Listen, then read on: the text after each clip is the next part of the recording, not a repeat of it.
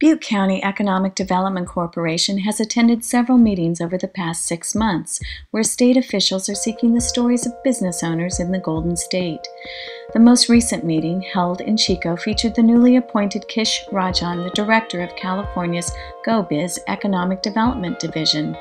Local entrepreneurs told Rajan of the best and worst aspects of doing business in California, while he explained the governor's approach to managing the state's budget. And the state government is continuing to have to work its way through its challenges. The governor knows this, and he takes it very seriously about resolving the issues that we have. And you've seen the path that he's taken. He is dealing with the state fiscal issues by a combination of balance of cuts, and he's been cutting significantly, seeking revenues, or at least asking the voters to approve more revenues, which they did in this most recent election. So that's helping to create some stability to the state fiscal situation. Successful local and regional business leaders spoke out, citing taxes, burdensome regulations, and the need for a government liaison just to navigate the laws, permitting, and fee structures. Business owners across the board reiterated the love of California, particularly its physical, climate, and beauty, but said other cities and other states can match some of California's magic, quoting Austin, Texas as a good choice for relocation. They said they wanted to stay and grow, but most interviewed felt discouraged and overburdened. The California Small Business Association held an advisory committee meeting at Assemblyman Dan Logue's office in October. Issues included mandatory lunch breaks for truck drivers and new laws that will hit the books in January, not to mention the unknown effects of healthcare laws for businesses with 50 or more employees. All created concerns for local business owners. Businesses are not the only ones concerned with state government and its operations. At an October meeting in Eureka, a half-dozen counties, cities, and private economic development partners met. We have a prevailing wage that reflects our community. We are tied for ourselves to San Francisco wages. So with that said, when we do a public works project, we have to pay about 30 to 40% more than if we had our own survey and our own adopted prevailing wage here. In speaking with the Department of Industrial Relations, they have indicated we need a survey. I have said, how do we get a survey? Well, we have to do it. I go, okay, so how do we get that going? Well, we don't have enough staff or money. Then I said, well, what if we provide you with the money? We all got together. Put some money in there. Oh no. So basically, the answer is, you're basically stuck. Being stuck is unfortunately a familiar place for many business owners, cities, counties, and organizations trying to deal with various state agencies. In July 2012, Assemblyman Dan Logue held testimonies in Chico. Business owners came forward speaking about employees who have lied, state field representatives who have never talked to the accused employer, the incredible fines being levied, and, of course, a perennial favorite, the nearly decade-old prevailing wage problem. All of that on top of the other labor laws that just keep compounding makes it harder and harder to be in compliance with the law and stay in business in California. I'm very empathetic to the self-employed. They are the backbone of our state, and if we don't watch ourselves, they're going to leave. They're going to leave in numbers that we're not going to replace them. We can't simply tax each government employee to stay here, so we need to help our self-employed business people get in there, and I agree with Supervisor Wall. There needs to be more rights and benefits towards the employer. The California Department of Finance found the state lost 14,000 people due to net migration, meaning more people left California than moved in. While the state gained about 96,000 immigrants from other countries, it lost nearly 110,000 people to other states.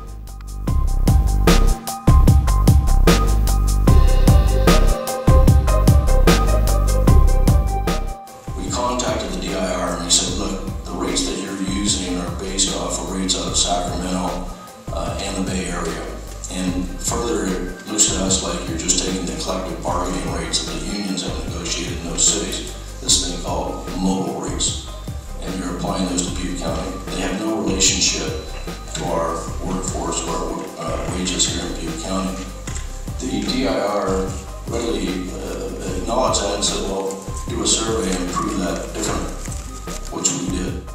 In 2003, a local prevailing wage survey was done in Butte County by then SEPCO. The extensive work actually mirrored the survey process, as I understand it, that the IRS submitted the information which showed that some of the rates were as much as 55% above our local rates. My office doesn't actually set the prevailing wages. There is a separate division that's recently been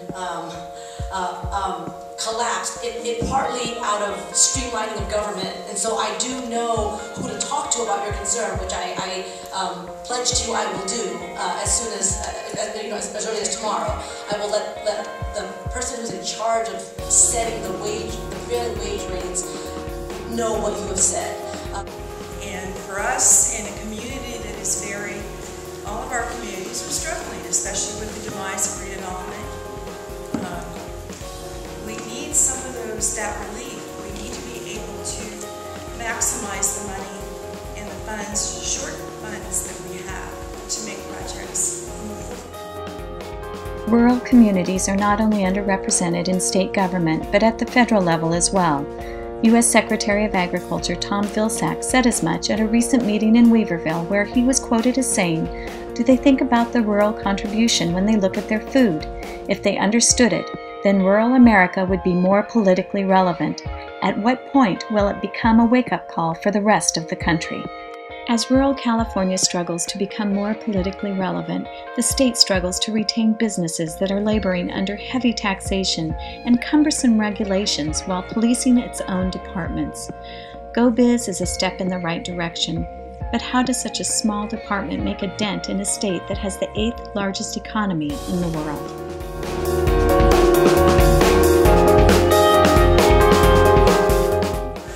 And we've been charged with asking folks when we're out, part of our outreach is give us some hopefully low-hanging fruit. I know that may not be in existence today, but tell us the top 3 things that are impeding business from growing in your communities or relocating or coming to your community.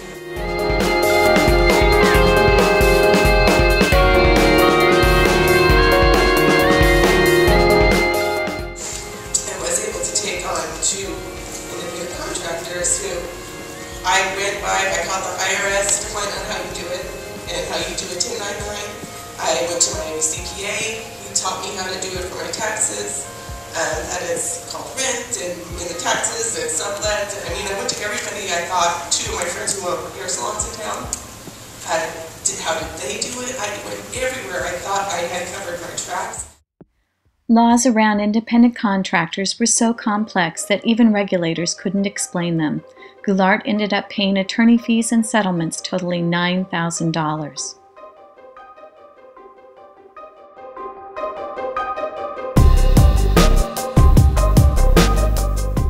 Scott Armstrong, a general contractor with a cabinet business, over time counseled and then eventually fired an employee for lying about his work hours. The employee filed a wrongful termination complaint with the state, but Armstrong's actions were upheld and the case dismissed.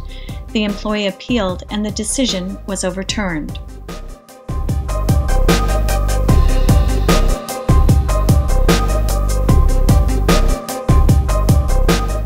My job and my office's job is to enforce, once that wage has been set, to make sure that everybody's playing by the same set of rules. So our educational work and our citation work is really based on the prevailing wage that's already been set elsewhere in the state. But I'm not going to say I don't have anything to do with it, so I definitely will take that concern back. I've heard what you said.